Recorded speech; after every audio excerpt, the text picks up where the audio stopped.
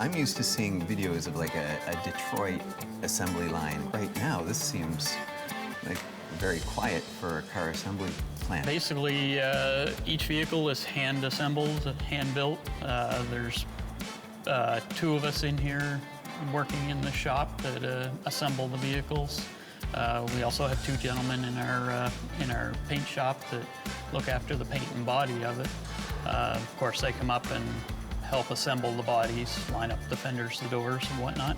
But basically, there's 2 of us, and we nut and bolt every part of these vehicles. Well, everything looks so detailed and so clean on all these. Like, when you get parts, do they just get it bolted on, go? There's a lot of R&D into it. Sometimes we have to order multiple parts before we find the part that fits for our build. Different fittings, different angles. Just have to keep trial and error basically until we find the product that works the best. A lot of building, modifying. So you take a part. Yeah, we'll take a store-bought part and we'll modify it to fit the way we need it to fit in this particular build. What made you decide on cars? Like, are you a car guy? Like, what's your history with cars?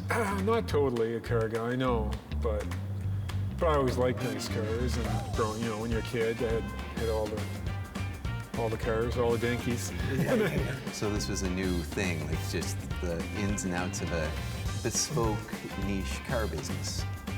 Yeah, that appealed to me.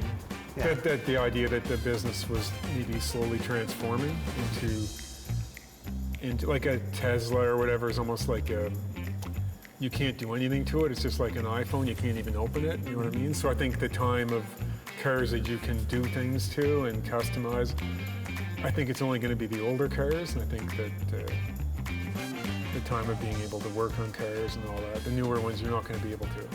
But how did I get into it? I thought I was looking into buying one of like an FJ that they built in the U.S. So I was looking into that. Like people look into many things, even that. Then it was $300,000 or $240 US, so like 300 more Canadian. And I was like, geez, that's a lot. And then I talked to a friend of mine. I was like, could you build like a nice garage for like $200,000 or $300,000? He's like, yeah, I imagine you could, yeah. So then I thought, why don't I try to build a garage? And then this building, like, we kept trying to find use for it, right? The building at the time was on its last legs when I took it over. It was a nightclub that was kind of at the end of its rope. But it was a pretty famous theater at one time, too. Yeah, that's right. It's where Viola Desmond was. She lived in Halifax, right? And I think at that time, it was worse in New Glasgow, like the attitude, the racism. So then they said, well, you can't sit downstairs, you gotta go upstairs. And she's like, what? I can't buy that ticket? And so she just went where she wanted to anyway. Yeah. Had the police come in, as ridiculous as it sounds, and took her away and put her in jail that night. Yeah, but this is the legacy that you've stepped into and built this place. Can you tell me a bit about what it's been like working here for you since you've come in? It's very clean, very precise, just amazing to work. Like, there's no dirt, there's no grime. We don't make messes, and it's real easy to work with Jeff because we both have pretty much the same vision. Can you talk about the vision? Just perfection, really, is it. As good as we can possibly put them out is what we're doing. If you put something on and you don't like it, take it off and redo it. If it doesn't fit right or it doesn't feel right, cut it off and redo it. It doesn't matter if it took 3 hours to weld a piece on the frame, cut it off and redo it. If it's not perfect, just redo it. New Glasgow's had a big history of manufacturing. Yep, a lot of history. We have the steelworks over in Trenton that is now no longer. Actually, the owner of this company has purchased that property and has basically leveled all the original factory buildings. And the plan at this time is we're going to use the property to possibly build a test track. So a test track for these would probably be different than the test track that you're riding your NASCARs on, right? These have to Definitely. do more than turn left. Yeah, it'll be like an off-road, going over hills or rough terrain, maybe some mud holes. just to show what these four-wheel drive vehicles can actually do. Did you grow up here in New Glasgow? Yeah, I grew up in Stellarton. And you based your business here? What made you choose to come here? I worked, it's called articling. It's like doing an apprentice with a law firm. I did that in Halifax after I finished school. Then I didn't get hired back, so I came to home. Yeah. And yeah, in the parents' basement. And Sandy McKay, he's dead now, but he said he had like a basement office and a cigar and everything. And, you know, it was like a 7-foot ceiling and 3 feet of that was smoke from the paralegals. Like had this big ashtray with a big mountain of ashes on it. Anyway, he said, if you come here, just pay half my rent and half the photocopier, and it'll be good.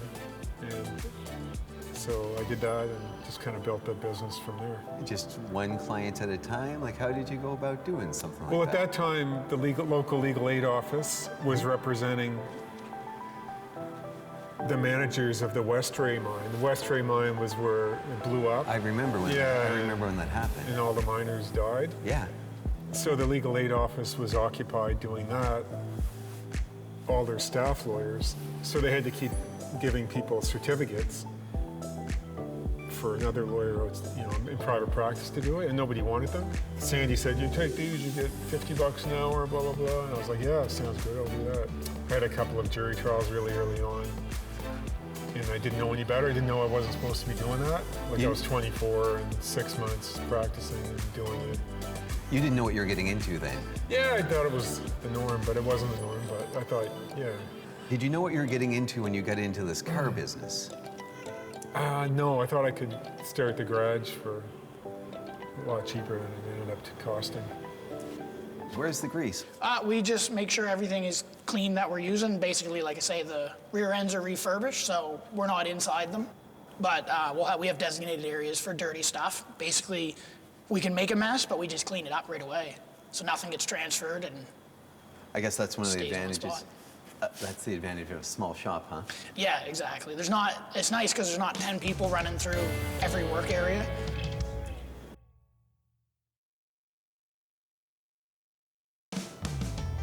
So you came back to New Glasgow and you brought your expertise back here. What were some of the benefits of coming back here after living in Carolinas, California? And what's great about being here? I was away for 20 years, and it was just time to come back home and connect with family and friends again. And never thought this opportunity would ever happen in Nova Scotia, let alone New Glasgow. So it was perfect. What are some of the crossovers between your NASCAR knowledge and this? I would say the biggest thing is we're a team. NASCAR, your team, you're relying on the person that you're working with or the guys that you're working with. Everything has to click. We try to do the same thing here in this atmosphere, that we have less people, but still the guys in the shop here constantly helping, feeding off each other, coming up with new ideas. It's not like there's one person that designs the vehicle and that's the way we build it.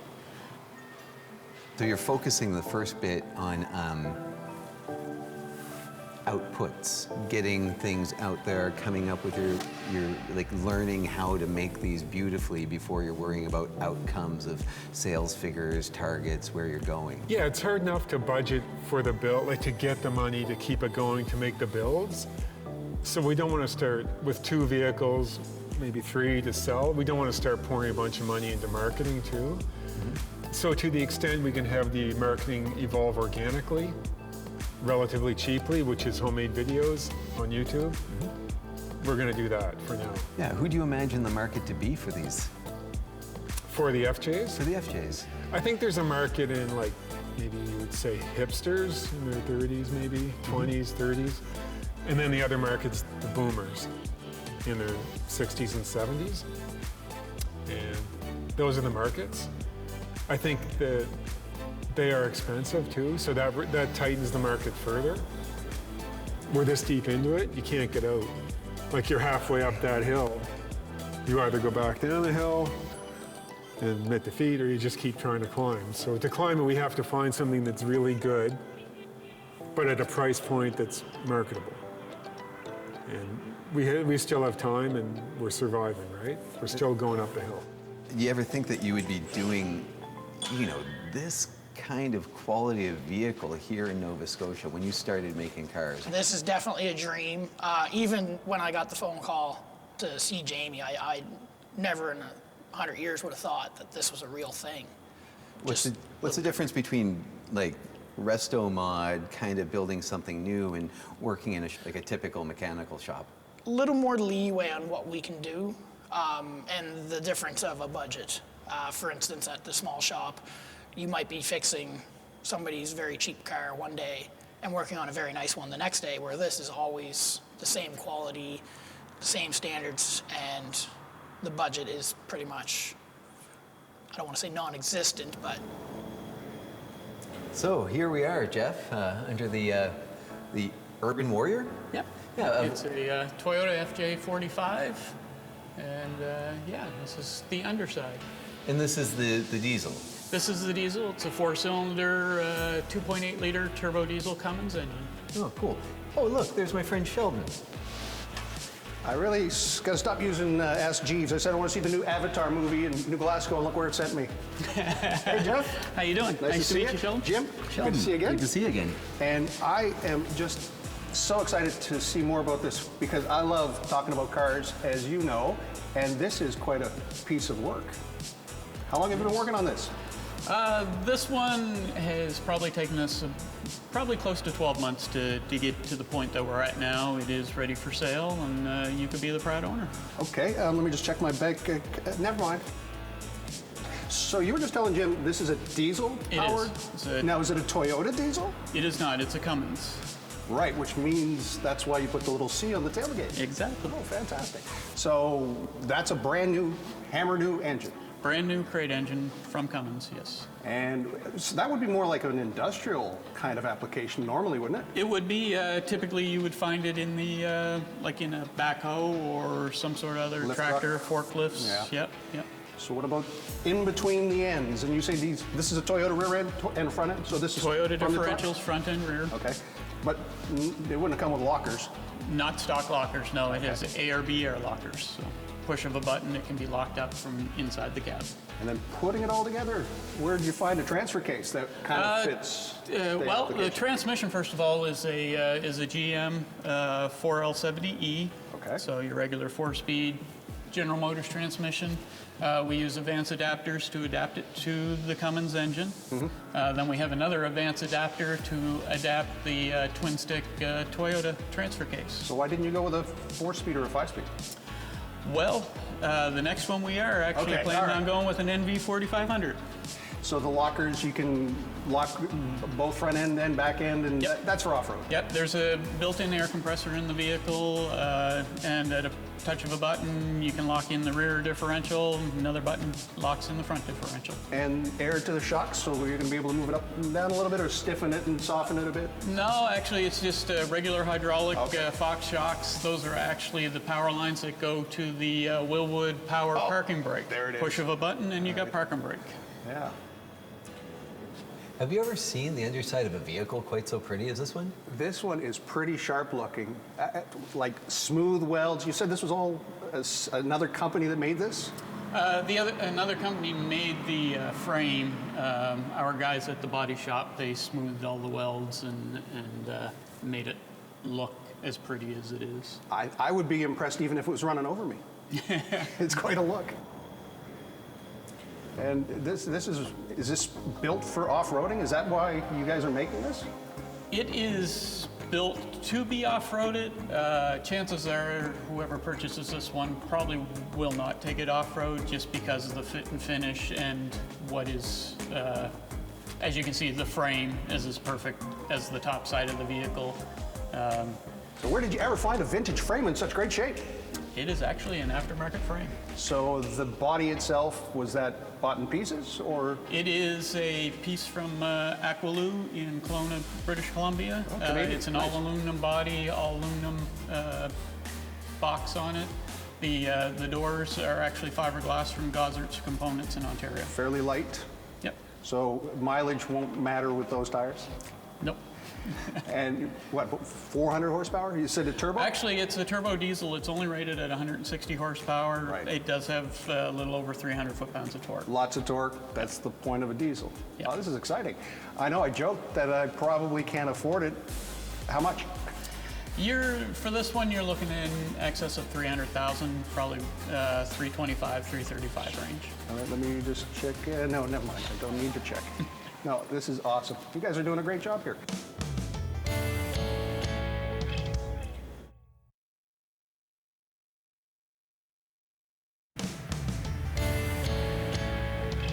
Well, we're just starting, but yeah, we're still, it's been a couple of years, but we're still, it feels like we're just starting.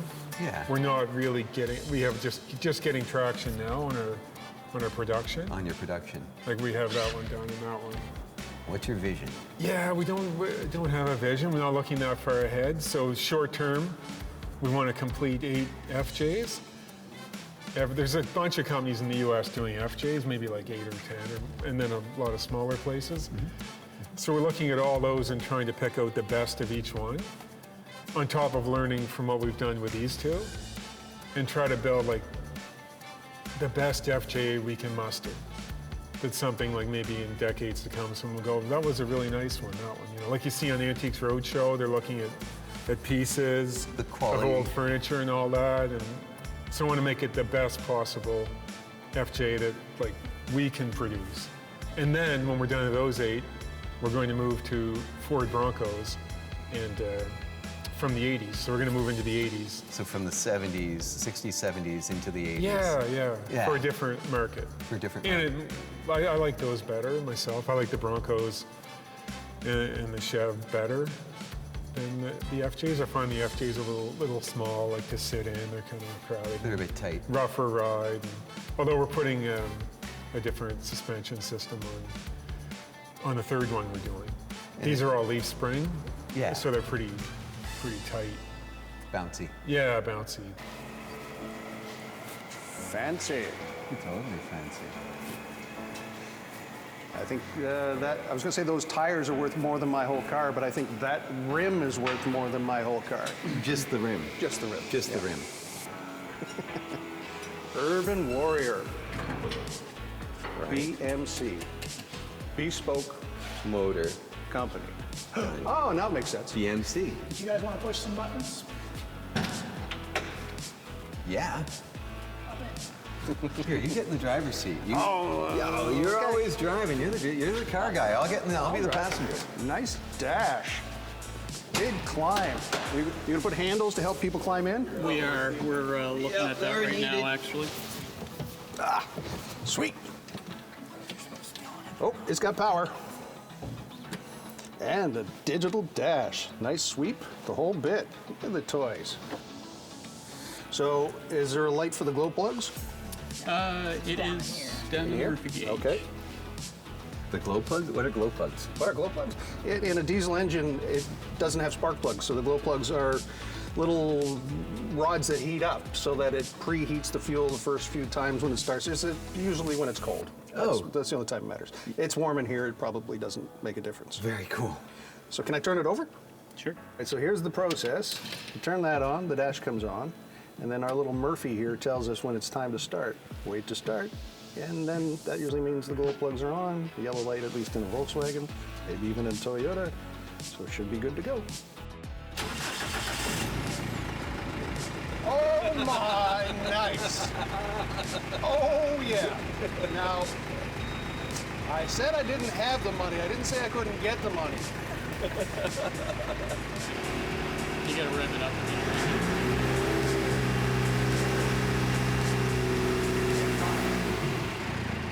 This really sounds like my Uncle Tobacco. Oh yeah. Oh yeah. Take it for a ride in the bucket. It's a little red tractor. All right, let's take a look at this. We're gonna look inside? Sure. Great. So first of all, I thought you said it was a Cummins engine. That says BMC. Well, that's a logo that we made up in our own CNC shop, just to display what we do here, basically. Okay, because I've been confused for a while because this is Land Cruiser, which is a Toyota brand, Right. and then we've got a BMC label. What's the story here? BMC is our company, Bespoke Motor Company, and we are basically resto-modding the original Toyota Land Cruisers. So they're no longer really Toyota anymore, they're our own creation. That's what I was looking at, is the plate. Now, in a new manufacturer plate, everything is according to what the government tells you. So obviously this company is registered as a manufacturer, or is it as a resto-mod company? Resto-mod. Right. So as long as everything's been engineered or signed off on by an engineer, you're good to go. Yep. Excellent. So, and this is like, these lights are really strange to me. I've never seen anything quite like it. It is, almost looks like a beehive, like there's a whole bunch of little... They are a Putco light, they are LED instead of your conventional light bulb type style, filament style. Extremely bright, but still DOT approved. So that's bright. These look terrifying. They're even brighter, yes. Yeah. They are a high intensity light for mainly when you're off-road, using the vehicle off-road. I would not suggest using them on the road, of course. No, you put the moon between this and the Earth, and you're going to have an eclipse. Essentially. Exactly. Yeah. Then a bar over the windshield, so Yes. lots of light. Putco light bar as well. You're gonna see you coming from a long ways off. Tell me about this winch. It's a Warren winch, 10,000 pound capacity. If you get stuck in the mud bogs or somebody else gets stuck in a mud bog, you can pull them out. Why wouldn't you put a new one on? It says worn. Oh, worn, totally It's different. not worn out, Oh, brand new. You weighed it yet? Have not. Any guesses? 4,000, I'm 5,000? gonna say 45. Yeah, Yeah. nice. You ever driven in something like this, like a resto mod like this? Nothing quite like this. It's really tight. Like, it's a narrow body, so you can imagine you can probably put it just about everywhere with these tires and the suspension. I'm sure there's very little that would get in the way that would stop you from getting to wherever you want to go. So yes, this is for switching between two-wheel drive and four-wheel drive, and that's the lock, if I'm not mistaken. That's your high and low. High and low That's range? your high and low. Yeah. Because the lock the is... locker is the air, right. Wait. Turn the key. Yes. Oh, key has to be on. There's a clock here. Is this how much time you have on this, or you're running a clock for The mileage? odometer should Yeah, be This thing, the clock there. 28 kilometers on it. 28K. Now it's used. Can I get a break on the price? Absolutely. Ah, right on. Again, don't tell my wife. Oh, and a cute little horn. Doesn't match the overall. It doesn't. Nah, Not at all. You need air horns. Big ones, big horns. Move out of the way. But then again, this is so much fun. This is pretty cool.